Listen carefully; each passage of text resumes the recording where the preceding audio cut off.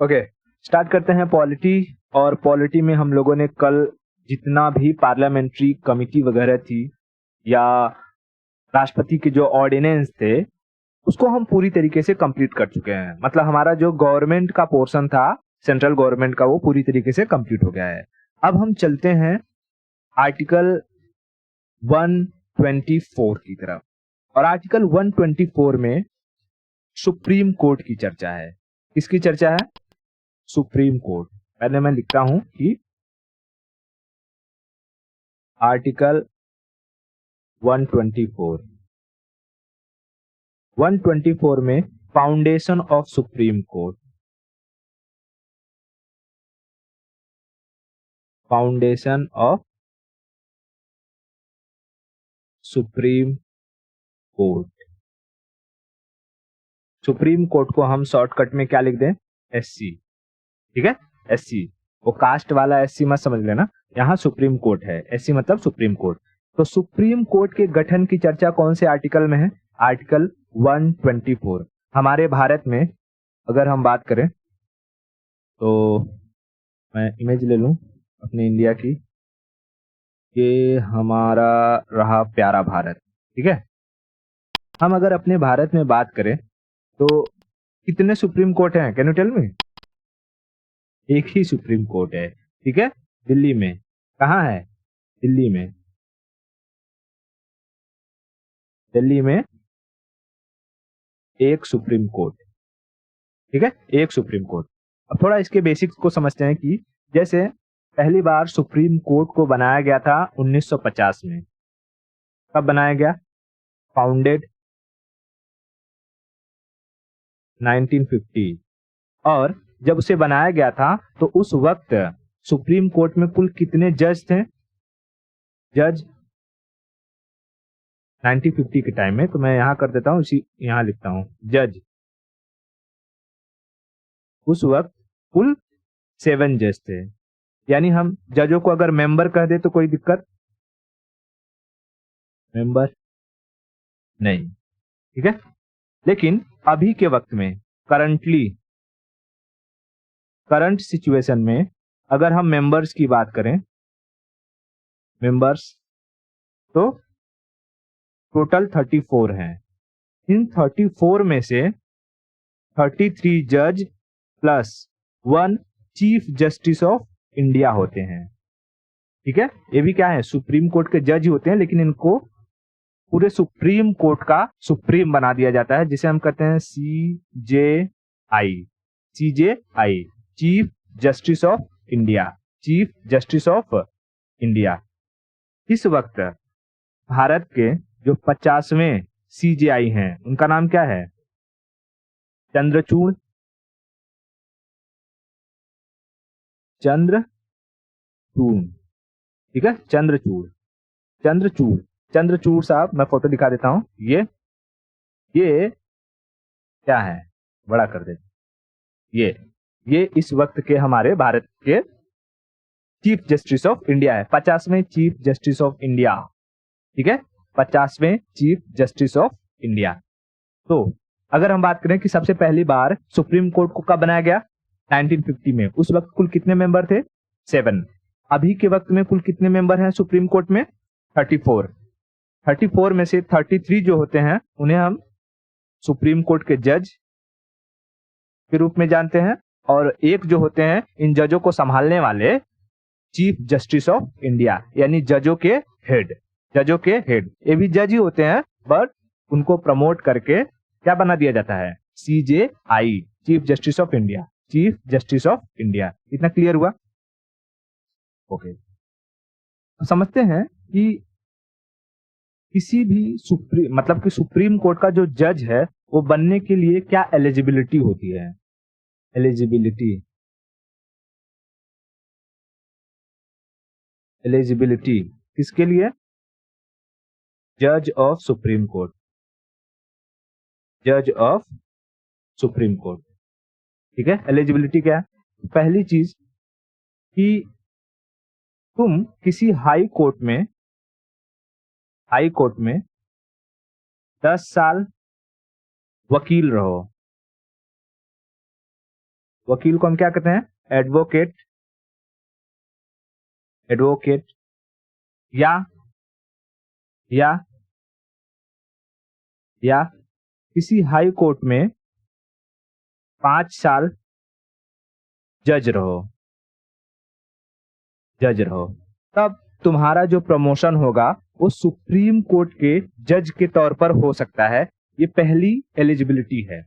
और दूसरी एलिजिबिलिटी क्या है कि तुम्हें प्रेसिडेंट की नजर में, प्रेसिडेंट यानी राष्ट्रपति की नजर में कानून का अच्छा जानकार होना चाहिए, यानी good knowledge of law. Good knowledge of law किसकी नजर में? In the I of president. In the I of president. क्यों भाई? क्यों प्रेसिडेंट की नजर में जो है अच्छा वकील होना चाहिए? अच्छा वकील मतलब कि कानून का अच्छा जानकार होना चाहिए। क्योंकि ये वाली जो पहली योग्यता है कि हाई कोर्ट में 10 साल वकील हो या 5 साल का जज हो सकता है कि किसी बहुत सारे जजों के अंदर हो जाए, लेकिन जब सुप्रीम कोर्ट के लिए उनका अपॉइंटमेंट किया जाता है, सुप्रीम कोर्ट के लिए उनका अपॉइंटमेंट किया जाता है, तब वो अपॉइंटमेंट करता कौन है? प्रेसिडेंट। तो अगर प्रेसिडेंट को इस बात का पता नहीं रहे कि अच्छा बताइए कि ये जिसका मैं अपॉइंटमेंट करने वाला हूं उसके पास अच्छा डिसीजन लेने की कैपेबिलिटी है कि नहीं, तो किस तरीके से करेंगे, है ना? क्या लगता है कि प्रेसिडेंट को इस बात की जानकारी होती होगी कि मैं जिसका अपॉइंटमेंट कर रहा हूं उसके पास अच्छा नॉलेज है कि नहीं है? क्या वो सिर्फ वो इस बेसिस पर उसका अपॉइंटमेंट कर सकते हैं तो हाई कोर्ट में 10 साल वकील रहा है या हाई कोर्ट में 5 साल जज रहा है? नहीं। किसी भी प्रेसिडेंट को कानून की उतनी जानकारी होती नहीं है, तो भाई कैसे वो किसी का अपॉइंटमेंट करेंगे? तो इसके लिए वो लेते हैं सलाह। प्रेसिडेंट किसकी सलाह लेते हैं? एडवाइस लेते हैं कोलेजियम की। किसकी? कोलेजियम। क्या होता है ये कोलेजियम? तो कोलेजियम सुप्रीम कोर्ट के, मैं यहां लिखता हूं अभी, सुप्रीम कोर्ट के 5 सीनियर मोस्ट जज, 5 सीनियर मोस्ट जजों का एक ग्रुप होता है। ठीक है, यानी 5 सीनियर मोस्ट जजों का ग्रुप मिला करके बनता है कोलेजियम। कोलेजियम समझ में आ रहा है? जैसे ये दिखाई दे रहा है, ये यहां पर 1 2 3 4 5, ये 5 लोग जो हैं मिल करके क्या बनाते हैं? एक कोलिजियम बनाते हैं। एक कोलिजियम यानी कि जैसे मैंने कहा कि सुप्रीम कोर्ट में कुल 34 जज होते हैं, इन्हीं 34 में से एक होता है सीजीआई, तो इन्हीं में से सीजीआई को कंसीडर करके और बाकी 4 जो सीनियर मोस्ट जज होते हैं उन्हें मिला करके बनाया जाता है कोलिजियम। और एक कोलिजियम क्या काम करता है?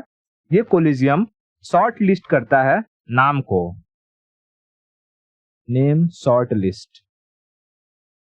शॉर्ट लिस्ट किस लिए? कि किसे सुप्रीम कोर्ट का जज बनाया जाए और उस नाम को ये प्रेसिडेंट को देता है और कहता है कि आप इन लोगों को क्या कर दीजिए? एज अ जज अपॉइंट कर दीजिए, सुप्रीम कोर्ट का जज अपॉइंट कर दीजिए। तो अगर कोई कहेगा कि बताओ सुप्रीम कोर्ट के जजों की नियुक्ति, अपॉइंटमेंट कौन करता है? तो अपॉइंटमेंट करते हैं प्रेसिडेंट, लेकिन किसकी सलाह पर? तो कोलिजियम की सलाह पर। कोलिजियम क्या होता है? सुप्रीम कोर्ट के हायर मोस्ट 5 जो सीनियर जज होते हैं उनका एक ग्रुप होता है और वही लोग क्या करते हैं? डिसाइड करते हैं कि कौन बंदा सुप्रीम कोर्ट के जज के लायक है, क्योंकि उन्हें तो कानून की अच्छी जानकारी है, वो आसानी से डिसाइड कर सकते हैं कि हाई कोर्ट से हमें किसे सुप्रीम कोर्ट के जज के लिए ट्रांसफर करना है या प्रमोट करना है। ठीक है, इतना क्लियर हुआ? अच्छा, एक बार क्या हुआ था कि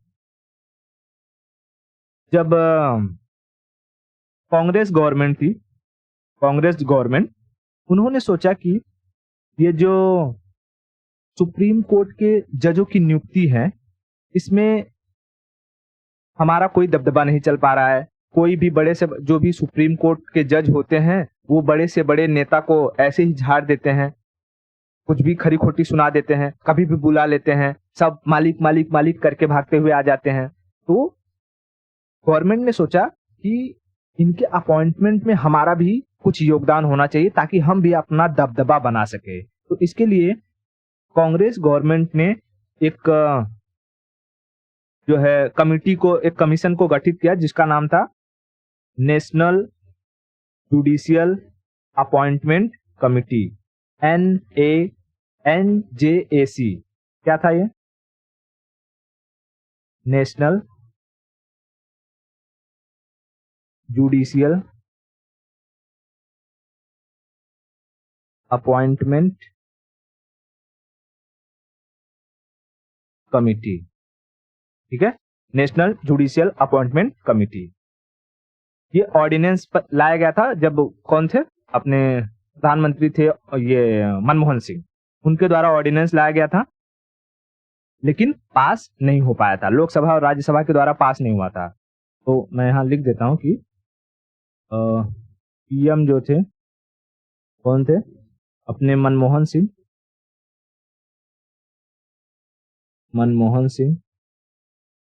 उन्होंने लाया था ऑर्डिनेंस, लेकिन ये पास नहीं हुआ था। जैसे हमने बताया था ना, ऑर्डिनेंस, प्रेसिडेंट का ऑर्डिनेंस मैक्स टू मैक्स 6 महीने तक रह सकता है, लेकिन 6 महीने के बीच में अगर कोई सेशन आ जाए तो उस ऑर्डिनेंस को पास कराना पड़ेगा लोकसभा से, नहीं तो ऑर्डिनेंस कैंसिल हो जाएगा। तो ये NJAC वाला ऑर्डिनेंस पास नहीं हो पाया था। लेकिन जब नरेंद्र मोदी की सरकार आई, पीएम कौन बने? नरेंद्र मोदी। तो भाई इनकी बहुमत की सरकार थी, इन्होंने ऑर्डिनेंस को क्या करवा दिया, पास करवा दिया, और ये बन गया एक बिल, यानी NJAC एक बिल बन गया।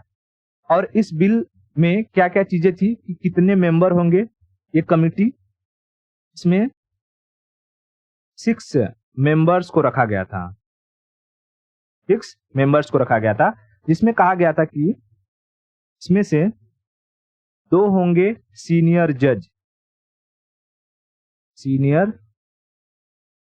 जज, सुप्रीम कोर्ट के 2 सीनियर जज होंगे।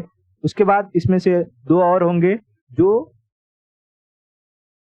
इसको जानते रहेंगे, ये अपने क्या कहते हैं इसको, गुड नॉलेज ऑफ लॉ, कानून के अच्छे जानकार रहेंगे, किसी भी फील्ड से नॉलेज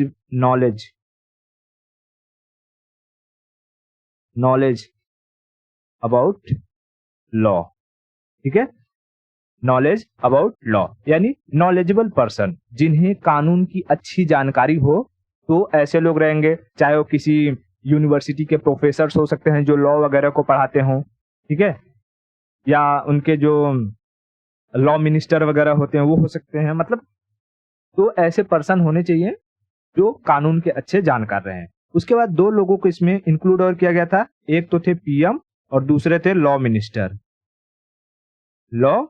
मिनिस्टर, यानी ये 6 लोग मिल करके क्या बना रहे थे, नेशनल जुडिशियल अपॉइंटमेंट कमिटी। और इसमें कहा गया था कि अगर किसी दो लोगों ने किसी जज के नाम को रिजेक्ट कर दिया तो उसका नाम सुप्रीम कोर्ट के जज के लिए प्रेसिडेंट के पास नहीं भेजा जाएगा, ठीक है। तो अगर हम देखें तो इसमें जो पीएम होंगे और ये लॉ मिनिस्टर होंगे, ये हमेशा भारी पड़ते हैं। ये लोग अपने हिसाब से जिस जज को सुप्रीम कोर्ट का जज बनाना चाहते उसे बना सकते थे। तो जब ये बिल पास हुआ और किसको पता चला, सुप्रीम कोर्ट को, तो सुप्रीम कोर्ट ने कहा कि भाई हमारे यहाँ किस जज की नियुक्ति होगी, सुप्रीम कोर्ट में कौन सा जज आएगा, इसकी डिसीजन लेने का जो पावर है वो कोलिजियम के पास है। और ये जो न्यायिक नियुक्ति आयोग, हिंदी में इसको कहते हैं न्यायिक नियुक्ति आयोग, यानी नेशनल जुडिशियल अपॉइंटमेंट कमिटी, ये अनकॉन्स्टिट्यूशनल है, अनकॉन्स्टिट्यूशनल है, कॉन्स्टिट्यूशनल है। इसलिए आर्टिकल 13 का यूज करके सुप्रीम कोर्ट ने इस बिल को क्या कर दिया, रिजेक्ट कर दिया, और ये बिल इनवैलिड हो गया। ठीक है, हमने पढ़ा था कि आर्टिकल 13 का इस्तेमाल करके सुप्रीम कोर्ट किसी भी बिल को रिजेक्ट कर सकता है, टर्मिनेट कर सकता है।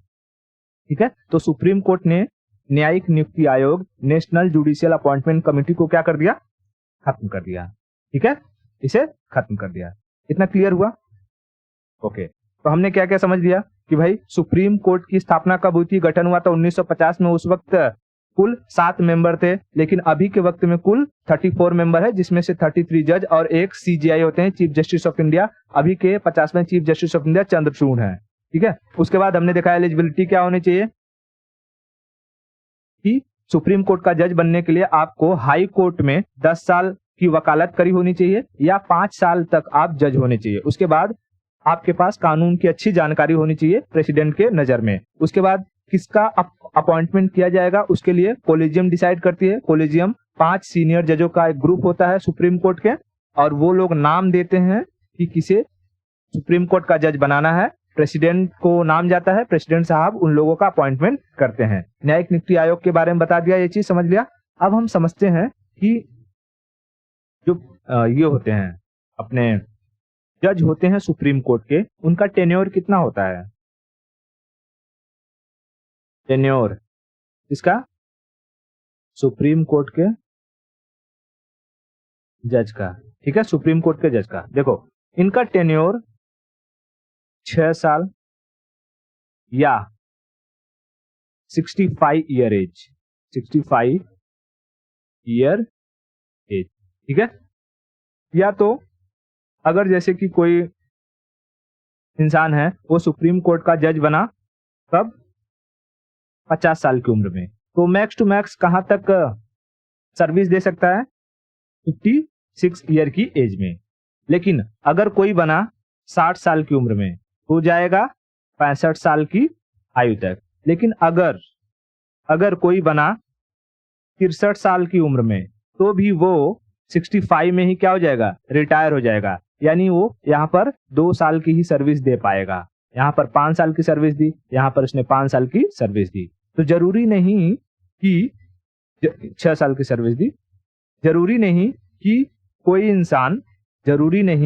इंसान पूरा 6 साल ही सुप्रीम कोर्ट का जज बना रहे। अमूमन ऐसा देखा जाता है कि सुप्रीम कोर्ट के जज जिन्हें बनाया जाता है उनकी उम्र काफी हाई हो जाती है। ठीक है, लगभग वो 60 के आसपास पहुंच जाते हैं, 60, 61, 62 के आसपास पहुंच जाते हैं। ठीक है, क्योंकि सुप्रीम कोर्ट का जज बनाना मतलब ऐसे इंसान को वहां पर रखना है जो अग्रेसिव ना हो, मतलब मिच्योर हो, चीजों को समझ सके। और अगर कोई नए किसी इंसान को सुप्रीम कोर्ट का जज बना दिया जाएगा तो उसके अंदर अग्रेशन रहेगा, वो डिसीजन सही तरीके से नहीं ले पाएगा। इसलिए कम उम्र दराज लोगों को सुप्रीम कोर्ट का जज नहीं बनाया जाता है।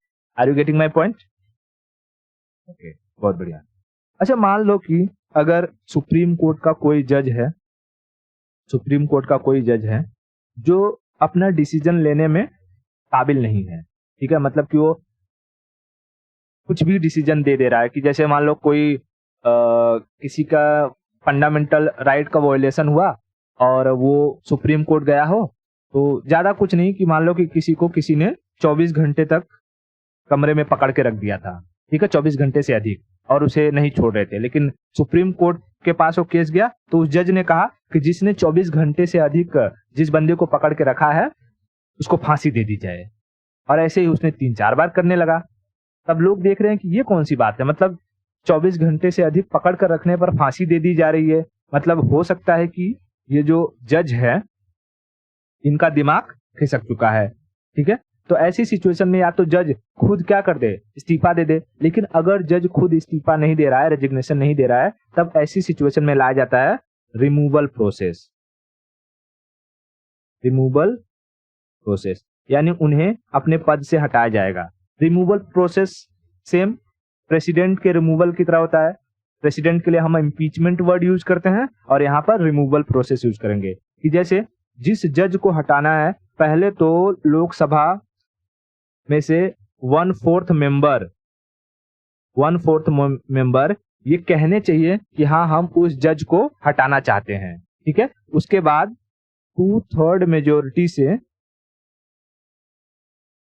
मेजोरिटी से लोकसभा और राज्यसभा में से वो बिल को पास करवाना होगा कि हम इस पर्टिकुलर जज को हटाना चाहते हैं, ठीक है। तो रिमूवल प्रोसेस सेम प्रेसिडेंट के इम्पीचमेंट की तरह होता है। जिस तरीके से हमने प्रेसिडेंट के इम्पीचमेंट में देखा था कि भाई अगर किसी प्रेसिडेंट को हटाना है तो पहले चाहे लोकसभा से या राज्यसभा से तो 1/4 मेंबर आकर के ये कहने चाहिए। जैसे लोकसभा में है तो अध्यक्ष से कहेंगे कि हाँ हम प्रेसिडेंट को हटाना चाहते हैं, फिर उसके बाद जो है 2/3 मेजोरिटी से बिल को पास किया जाएगा, ठीक है। ओके। अब हम समझते हैं कि क्या कभी किसी के खिलाफ रिमूवल का प्रोसेस आया हुआ था क्या। तो हाँ, एक जज थे रामास्वामी, इनके खिलाफ रिमूवल का प्रोसेस लाया गया था लेकिन ये पास नहीं हुआ था, ठीक है। रिमूवल का प्रोसेस लाया गया था लेकिन ये पास नहीं हुआ था, मतलब कि इनिशिएट ही नहीं हो पाया। 1/4 जो लोग थे यही इकट्ठा नहीं हो पाए, तो उसके बाद 2/3 मेजोरिटी से पास कहां से होगा, ठीक है। तो ये इनिशिएट ही नहीं हो पाया था। इतना क्लियर हुआ, बहुत बढ़िया। तो हमने टेन्योर देख लिया। टेन्योर कितना होता है, 6 साल या 65 वर्ष की आयु। 6 साल या 65 वर्ष की आयु। तो आर्टिकल 124 से पूरा समझ में आ गया। ओके, अब आगे चलते हैं, हम लोग देखते हैं आर्टिकल 125 125। आर्टिकल 125 में सुप्रीम कोर्ट के जजों के सैलरी की बात है। सैलरी तो जरूरी है कि नहीं, वेतन। लोग काम कैसे करेंगे बिना सैलरी के। तो भाई देखो, सुप्रीम कोर्ट में कुल कितने मेंबर होते हैं, 34, यानी 33 जज प्लस 1 CJI। तो जितने 33 जज होते हैं उनकी सैलरी होती है 2.5 लाख पर मंथ, यानी 2.5 लाख रुपया पर मंथ। लेकिन जो CJI होते हैं, चीफ जस्टिस ऑफ इंडिया, इनको दिया जाता है 2.8 लाख पर मंथ, ठीक है। 2.8 लाख पर मंथ यानी 2,80,000 रुपया पर महीना। सुप्रीम कोर्ट के जजों की जो वेतन दी जाती है, सैलरी दी जाती है, वो कंटिजेंसी फंड ऑफ इंडिया से दी जाती है। कहां से, contingency fund of India. Contingency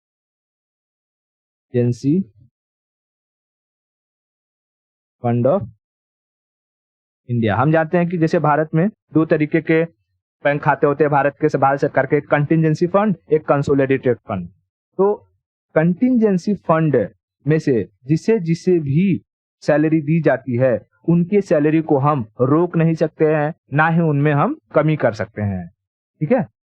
तो CGI की ना तो गवर्नमेंट सैलरी रोक सकती है और ना ही उन्हें इजीली रिमूव कर सकती है, ना ही उनके ऊपर कोई प्रेशर बिल्ड कर सकती है। इसलिए जो CGI ही नहीं, मतलब सुप्रीम कोर्ट के सभी जजों के ऊपर, इसलिए जितने भी सुप्रीम कोर्ट के जज हो या हाई कोर्ट के जज हो, सब किसी भी अंतरिम मंत्री से डरते नहीं है, ठीक है। बड़े बड़े SP DM सबको बुला करके कटघरे में खड़ा कर देते हैं और सब उनके सामने आके साहब साहब साहब करते रहते हैं।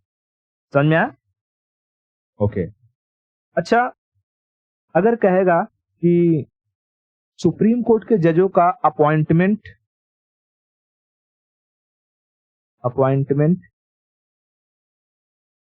किसने किया, अपॉइंटमेंट तो प्रेसिडेंट ने। तो भाई इनका जो रेजिग्नेशन रहेगा वो कौन एक्सेप्ट करेगा, रेजिग्नेशन ये भी एक्सेप्ट करेंगे प्रेसिडेंट। यानी कि सुप्रीम कोर्ट के जजों को अगर रिजाइन करना रहेगा तो वो अपना रेजिग्नेशन किसे देंगे, प्रेसिडेंट को, ठीक है, प्रेसिडेंट को। इतना क्लियर हुआ, बहुत बढ़िया। तो आर्टिकल 125 में सैलरी की चर्चा है। आगे चलते हैं आर्टिकल 126, आर्टिकल 126। आर्टिकल 126 में कार्यकारी न्यायाधीश की चर्चा, यानी executive chief justice of India, CJI, ठीक है, एग्जीक्यूटिव CJI की चर्चा है। एग्जीक्यूटिव CJI क्या है? जैसे हमको पता है कि हमारे सुप्रीम कोर्ट में 34 जज होते हैं, जिसमें से 33 को हम जज कहते हैं और एक जो होते हैं उन्हें हम CJI यानी चीफ जस्टिस ऑफ इंडिया कहते हैं। मान लो कि अभी के जो चीफ जस्टिस ऑफ इंडिया कौन है? चंद्रचूड़ साहब। अगर ये किसी कारणवश सुप्रीम कोर्ट में अवेलेबल ना हो, ये क्या हो? अब्सेंट हो। अब्सेंटी के रीजन क्या हो सकते हैं? कुछ भी हो सकता है कि ये बीमार हो, ठीक है, ये ससुराल गए हो, ससुराल में शादी भी तो हो सकती है, ससुराल गए हो, ये कहीं विदेश दौरे पर हो,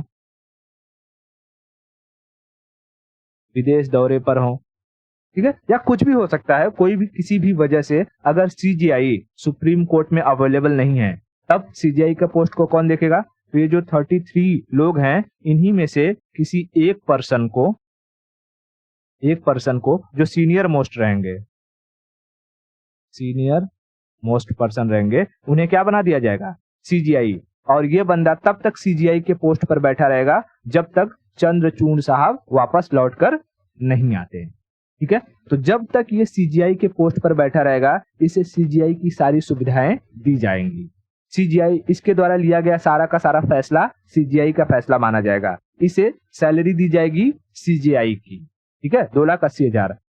क्योंकि ये पहले जज था, CJI नहीं था, तो इसे पहले 2,50,000 मिलते थे, लेकिन अब ये CJI के पोस्ट पर बैठा है तो इसे 2,80,000 मिलेंगे, ठीक है, 2,80,000 मिलेंगे। और जब चंद्रचूड़ साहब आ जाएंगे तो ये वापस से बंदा आ जाएगा और अपना सुप्रीम कोर्ट का नॉर्मल जज बन जाएगा, ठीक है। ओके, ये बात हो गई कि जब CJI ना हो। लेकिन अगर कभी ऐसा हो जाए कि सुप्रीम कोर्ट में बहुत सारे जज मिसिंग हो जाए, मतलब बहुत सारे लोग एब्सेंट हो जाएं, तब इसके लिए क्या होगा? अब इसके लिए लाया जाता है एडहॉक जज। एडहॉक जजों की चर्चा आर्टिकल 127 में है। आर्टिकल 127 में किसकी चर्चा है? तो एडहॉक जज, ठीक है, एडहॉक जज क्या होते हैं? एडहॉक जज ये टेम्पोररी होते हैं।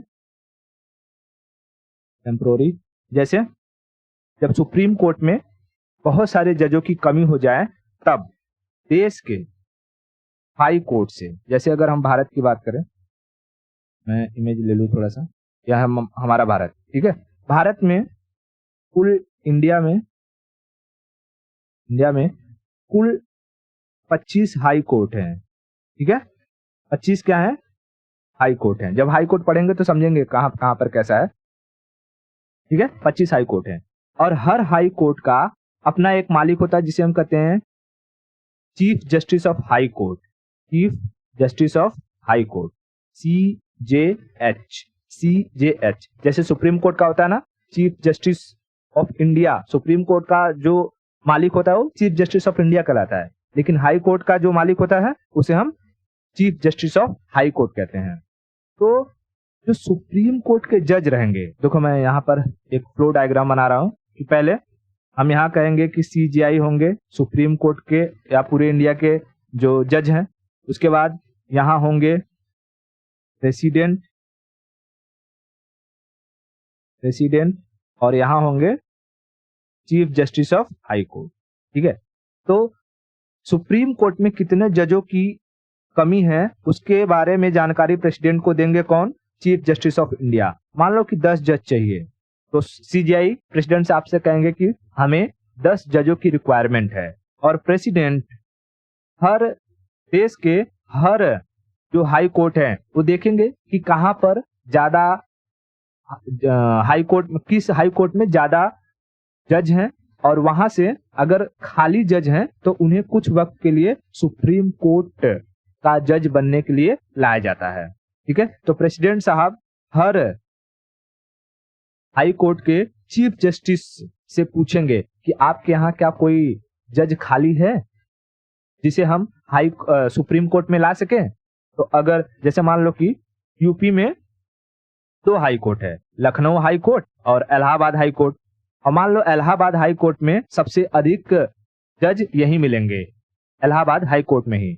और प्रेसिडेंट साहब ने कहा कि इलाहाबाद हाई कोर्ट में से आप मुझे 10 जज दे दीजिए। ठीक है, लेकिन जो वहां इलाहाबाद हाई कोर्ट के चीफ जस्टिस है वो कहेंगे ऐसे कैसे दे दें, हमारे यहाँ इलाहाबाद की मतलब इलाहाबाद का जो हाई कोर्ट है ये बहुत ही क्राउडेड है, यहाँ पूरे उत्तर प्रदेश की जनसंख्या 22 करोड़ है, आधा लखनऊ संभालता है लखनऊ हाई कोर्ट और आधा जो है इलाहाबाद हाई कोर्ट देखती है, तरह तरीके के यहाँ पर लोग आते हैं, एक एक से मामला आता है, हमारे पास जो है जो जज हैं वो खाली नहीं है, हम उन्हें नहीं दे सकते हैं। तब प्रेसिडेंट साहब क्या कहेंगे, राजस्थान वाले के पास जाएंगे, राजस्थान वाले के पास अगर खाली रहेगा तो राजस्थान वाला कहेगा ठीक है आप ले जाइए उन्हें, हमारे आप जो है 10 जज ले जाइए सुप्रीम कोर्ट के लिए। तो जब ये एडहॉक जज सुप्रीम कोर्ट में आएंगे तो क्या लगता है इन्हें सैलरी कौन सी मिलेगी, ये हाई कोर्ट में जज थे उसकी सैलरी मिलेगी या सुप्रीम कोर्ट में अब वो जज बन रहे हैं उसकी सैलरी मिलेगी, क्योंकि ये सुप्रीम कोर्ट में जज बन रहे हैं तो उसकी सैलरी मिलेगी, यानी 2,50,000 2.5 लाख रुपए उन्हें यहाँ पर सैलरी दी जाएगी। तो एडहॉक जज क्या होता है समझ में आया कि देश के हाई कोर्ट से जब जजों को बुलाया जाता है सुप्रीम कोर्ट में तो उन्हें हम कहते हैं एडहॉक जज। परमिशन किससे लेनी पड़ती है कि हर हाई कोर्ट का जो चीफ जस्टिस होता है, ठीक है, हाई कोर्ट का चीफ जस्टिस होता है, हो सकता है कि किसी एक ही हाई कोर्ट से सारे के सारे जज मिल जाए या अलग अलग हाई कोर्ट से कुछ जजों को क्या कर लिया जाए, बुला लिया जाए। ठीक है, कुछ जजों को बुला लिया जाए सुप्रीम कोर्ट के लिए। इतना क्लियर हुआ है। अच्छा, मान लो कि अगर सारे के सारे हाई कोर्ट ने मना कर दिया कि हमारे पास कोई भी जज अभी खाली नहीं है, तब ऐसी सिचुएशन में क्या करेंगे, क्या सुप्रीम कोर्ट में जज नहीं लाए जाएंगे? लाए जाएंगे। अब ऐसी सिचुएशन में देखा जाएगा जो रिटायर्ड हो चुके जज है, और इसकी चर्चा दी गई है आर्टिकल 128 में। आर्टिकल 128 में 128 में कहा है अपॉइंटमेंट ऑफ रिटायर्ड जज,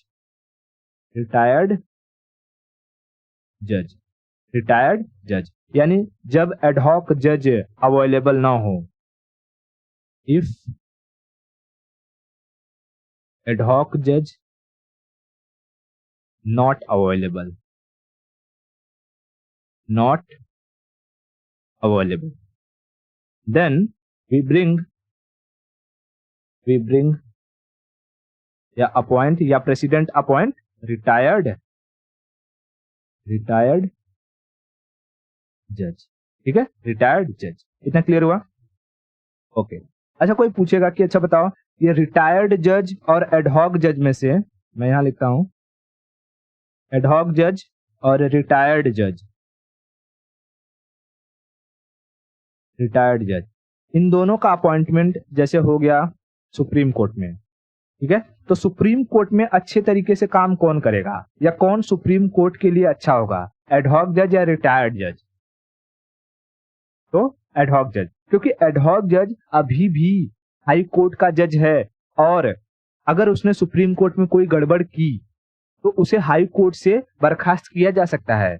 लेकिन रिटायर्ड जज तो ऑलरेडी रिटायर्ड है, वो तो सिर्फ आया है कुछ समय के लिए जब तक कि सुप्रीम कोर्ट के जज अब्सेंट हैं, उसको और क्या करोगे, रिटायर्ड करोगे। वो ऑलरेडी रिटायर्ड बैठा हुआ था घर पे, तुमने उसको जबरदस्ती बुला के लाया तो वो चाहे कुछ भी मनमानी करेगी, उसको कुछ फर्क नहीं पड़ने वाला है, आप उसके साथ क्या करेंगे। ठीक है, तो सुप्रीम कोर्ट के जजों के लिए रिटायर्ड जज से अच्छे होंगे कौन, एडहॉक जज। इतना क्लियर हो गया? ओके, ठीक है। अब देखो सुप्रीम कोर्ट के जो जज होते हैं ना, वो बहुत ही सोच समझ कर कोई फैसला देते हैं। ठीक है, सुप्रीम कोर्ट के जो जज होते हैं वो सोच समझ कर फैसला देते हैं। क्यों? क्योंकि उनका हर एक फैसला एक रिकॉर्ड बन जाता है। और इसकी चर्चा है आर्टिकल 129 में, court of record. Court of record यानी कि जैसे मान लो कि ये राधा है, राधा किसी लड़के के साथ भाग गई, है ना, किसी लड़के के साथ भाग गई और राधा के घर वालों ने दोनों को पकड़ लिया। दोनों को पकड़ करके जब पकड़ लिया तो केस वेस चलने लगा और जो लड़का था, लड़के के घर वाले काफी पहुंच वाले थे। इन लोगों ने केस किया और केस सुप्रीम कोर्ट में चला गया। सपोज कर लेते हैं कि केस कहां चला गया? सुप्रीम कोर्ट में। और सुप्रीम कोर्ट ने देखा कि लड़के ने भगाया किसको? राधा को, या राधा लड़के के साथ खुद भाग गई हो, कोई दिक्कत नहीं। तो सुप्रीम कोर्ट के अगर जज ने यह कह दिया कि इस लड़के को 6 महीने की जेल दे दो, 6 मंथ क्या दे दो? जेल। तो सोच लो सुप्रीम कोर्ट का यह निर्णय हर उस लड़के के लिए हो जाएगा जो किसी लड़की के साथ भागेगा। जब वो पकड़ाएगा तो उसे कौन सी सजा दी जाएगी? 6 महीने की जेल। समझ में आया? तो कोर्ट ऑफ रिकॉर्ड का क्या मतलब है कि इसी से मिलता जुलता, मतलब एक बार सुप्रीम कोर्ट ने कोई निर्णय दे दिया तो उसी को रेफरेंस बना करके फ्यूचर में हम किसी को सजा दिला सकते हैं या सजा से बचा सकते हैं। जैसे कि किसी ने किसी लड़की का रेप किया और सुप्रीम कोर्ट के जो जज थे उन्होंने इसी तरीके से फैसला लिया और कहा कि उसे सिर्फ 1 साल की सजा दी जाएगी। ठीक है, 1 साल की सजा दी जाएगी। तो ऐसे फ्यूचर में जब भी कोई इंसान रेप करेगा तो उसका जो वकील रहेगा वो बार बार उसी रिकॉर्ड यानी उसी निर्णय का क्या देगा? दलील देगा और कहेगा कि देखिए सुप्रीम कोर्ट ने इस वक्त यह निर्णय दिया था और उस वक्त के क्रिमिनल को 1 साल की सजा दी गई थी, तो हमारे जो मुवक्किल है उन्हें भी सिर्फ 1 साल की सजा मिलनी चाहिए। इतना क्लियर हुआ? कोर्ट ऑफ रिकॉर्ड का क्या मतलब है कि सुप्रीम कोर्ट का हर एक निर्णय एक अभिलेख बन जाता है। अभिलेख, नजीर, जो कहना है कह दो। ठीक है, अभिलेख या नजीर, अभिलेख या नजीर। लेकिन इसी कॉन्स्टिट्यूशन में एक आर्टिकल है, आर्टिकल 137, उसमें कहा गया है कि अगर सुप्रीम कोर्ट ने कोई निर्णय दे दिया है और बाद में जाकर के पता चलता है कि वो निर्णय पब्लिक के लिए सही नहीं है या उसका मिसयूज किया जा रहा है, तो सुप्रीम कोर्ट अपने ही निर्णय को बदल सकती है। उसे कहते हैं जुडिशियल रिव्यू। जुडिशियल रिव्यू, ठीक है, जुडिशियल रिव्यू यानी जुडिशियल रिव्यू आर्टिकल 137 के तहत सुप्रीम कोर्ट अपनी ही कही बातों को बदल सकती है। इसको हम आगे चल करके और डिटेल से पढ़ेंगे। इतना क्लियर हुआ क्या? बहुत बढ़िया। अच्छा, इसमें एक चीज मैं और बता दूं कि जैसे जब कभी भी सुप्रीम कोर्ट में 2 जजों की बेंच हो, 2 जजों की बेंच हो, तो इसे हम डिविजनल बेंच कहते हैं। क्या कहते हैं? Divisional bench. यानी 2 जज बैठ करके किसी मुकदमे को सुन रहे हो तो उसे हम डिविजनल बेंच कहेंगे। 3 जज हो तो उसे हम फुल बेंच कहेंगे, फुल बेंच। 5 जज या उससे अधिक हो, 5 या उससे अधिक हो तो इसे हम कॉन्स्टिट्यूशनल बेंच कहेंगे, कॉन्स्टिट्यूशनल बेंच। ठीक है, 5 जज या उससे अधिक हो तो इसे हम क्या कहेंगे? Constitutional bench, constitutional bench. ठीक है, तो आज के लिए इतना रखते हैं, बाकी की स्टोरी हम नेक्स्ट लेक्चर में करेंगे।